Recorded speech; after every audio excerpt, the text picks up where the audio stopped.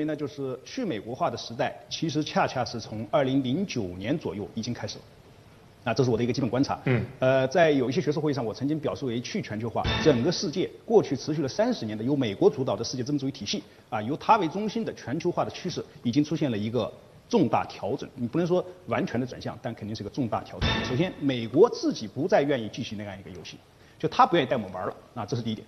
第二点，我们自己内部也正在开始出现一个重大转向。我们也不想再继续以前那个游戏了啊，所以这是我认为我们已经进入了一个去全球化的时代，也是去美国化的时代。在这个时刻当中，我们应该更强化这个去美国化的脚步呢？应不应该往这个方向走，大步迈前？我们应该大胆的选择去美国化，但是呢，这个节奏非常重要啊，这个 timing 非常重要，时机要非常把握好啊，力度也要非常把握好。这是您的看法。来，我看有不同的声音。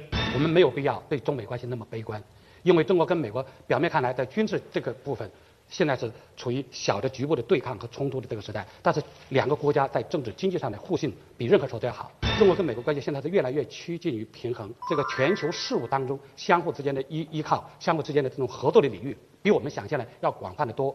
中美两国人民之间的互信度也在增加，所以呢，我不太同意去中国化、去美国化。刚才何教授提到一个相互依赖问题，在过去30年之间，中美之间是一个相互依赖啊。那么我跟美方的，包括美国国务院的一些朋友来讲，我说你们老把中国看作你的挑战者，但过去30年中国到底跟你什么关系？我说其实我们就是你的一个小妾而已。啊，你美帝国是雄霸天下，谁不服我就揍他，我炸他。我说你们为什么能够称霸30年？冷战之后20年，整整一代人时间打6仗，但是你没有气喘吁吁。帝国气喘吁吁主要表现为通胀上升，你到现在还通缩，为什么？是因为不是你3.2亿人在战斗，是13亿中国人每天加班加点拼命省吃俭用，省出东西来输送给你，最后换回来你一张纸片 ，In God we trust， 是吧？然后我们再给你输血，你再雄霸天下，而你今天打算要把中国人踢出你主导的全球化，拿我们中国人话叫自决一人民自决一党。过去30年全球化，中国是最大的受益者。中国从一个落后国家发展到世界老二。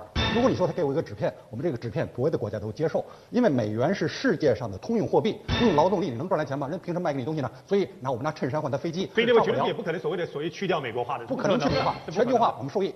您刚才提到了啊，我们经济有增长，但是这样一种增长它是有代价的。那如果你要真的让你搞一个问卷调查，问中国人满意不满意当今这样一种中美之间的总体上的啊，尤其是经济政治关系这样一种方面，那我相信来，我们就来做这个测试，场下的你满不满意现在目前的中美之间这样的互动关系？满意的话去赞成，相反反对。3、2、1。当然我们做的是比较粗浅的、比较粗略的观察啊，这粗浅的似乎印证了你的这个印象跟观察。现在中国已经成长到足够大。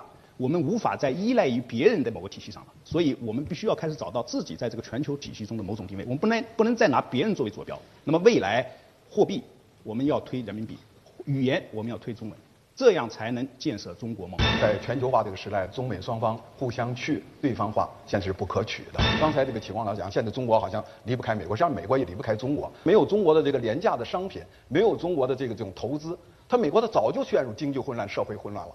所以现在我认为在这个全球化的时代呢，该合作上要合作，该斗争的时候要斗争。我同意罗源将军的说法，不过有一点补充，就其实我们这些小国也真的很希望中美两国啊，作为大国能够给我们一个示范的样子，就说双方之间合作多于这些争吵啊等等。而且其实双方也面对很多相似的问题啊，比如说这种你们中国叫暴恐主义啊，美国也面对这问题，中国也面对这问题嘛，是不是？这些大国如何的合作，然后也牵动我们小国来一起对付这些人类的这些公敌啊，这个是我们希望所看到的。我也不同意刚才翟老师所提到的去全球化，因为现在全球化已经成为一个发展的趋势，只能说在某一个区域应该是由谁来主导，由谁来负责这个事情，由谁把它降低到一个次要的位置。从这个角度来看的话，我们也不想去美国，美国也不要去中国，这两个是没有办法离开我离开你的。刚才大家基本上都是反驳我的这样一个判断啊，那我想提出2点。第一点，从历史来看，过去500年走下来，今天我们中国人还是中国人，非洲人还是非洲人，也就是广义全球化还只不过是进步了这么一点。这说明什么？全球化往前的浪潮是很缓慢的，而非常曲折的。100年前曾经有过一本书卖得非常好，是一个法国人写的，讲的是什么呢？说我们欧洲文明已经进入了一个新时代，我们英国人、德国人、法国人相互之间贸易、相互之间投资依赖已经如此严重，以至于再发生大国之间战争是不可想象。1907年这本书出版之后，被翻译成25种语言，包括中文，然后短短几年之后，第一次世界大战爆发了，所以我要提醒大家，不能非历史的一厢情愿的去看待，这是第一点。第二点，中国的贸易增长中间55%是什么？是加工贸易。